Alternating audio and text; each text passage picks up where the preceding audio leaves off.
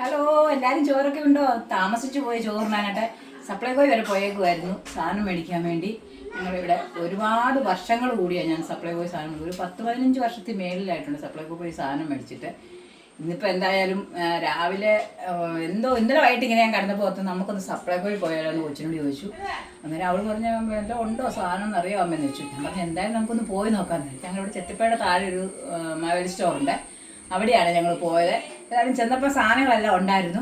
അതിന് 4 കിലോ ഒരു കാർഡിന് കിട്ടുകയുള്ളൂ. എന്തായാലും അത് മേടിച്ച് അനിയത്തിയുടെ കാർഡും കൂടെ ഒളിപ്പിച്ചു. അവിടെ കാർഡിനും കൂടെ എടുത്ത് 8 കിലോ അരി കിട്ടി. അതിൻ്റെ ഞങ്ങൾ വീഡിയോ എടുത്തിട്ടുണ്ട് സാധനം മേടിക്കാൻ പോയതിൻ്റെ. എല്ലാവരും കാണണം. പിന്നെ സാധനം എല്ലാം കിട്ടി കേട്ടോ, കുഴപ്പമില്ലാത്ത സാധനങ്ങളെല്ലാം ഉണ്ടായിരുന്നു. അന്നേരം വന്നപ്പം താമസിച്ചു. അന്ന് ചോറുണ്ടാക്കി വിചാരിച്ചു. അനിയത്തി മോനും വെളിയിരിപ്പുണ്ട്, അവർക്കും ചോറ് കൊടുക്കണം. ഞങ്ങളെല്ലാവരും കൂടെ ഒന്ന് ചുമ്മാ അങ്ങ് പോയി. എന്നിപ്പോൾ വെളിയിലോട്ടൊന്ന് ഇറങ്ങാമല്ലോ എന്ന് വെച്ചാൽ ഭയങ്കര മഴയായിരുന്നു പോയപ്പോൾ. എന്തായാലും ചോറെടുത്തേക്കാം.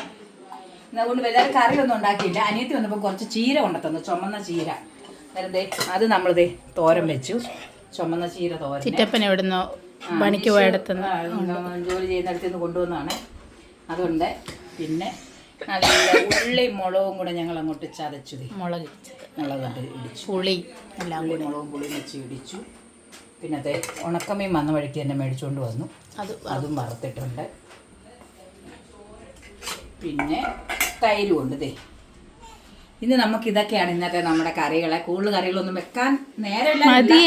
ഇന്നലത്തെ ചപ്പക്കുരുമാങ്ങ ഇരിപ്പുണ്ട്, പുളിശ്ശേരി ഇച്ചിരി ഇരിപ്പുണ്ട്, നാരങ്ങാച്ചാറുണ്ട്, മാങ്ങാച്ചാറുണ്ട്.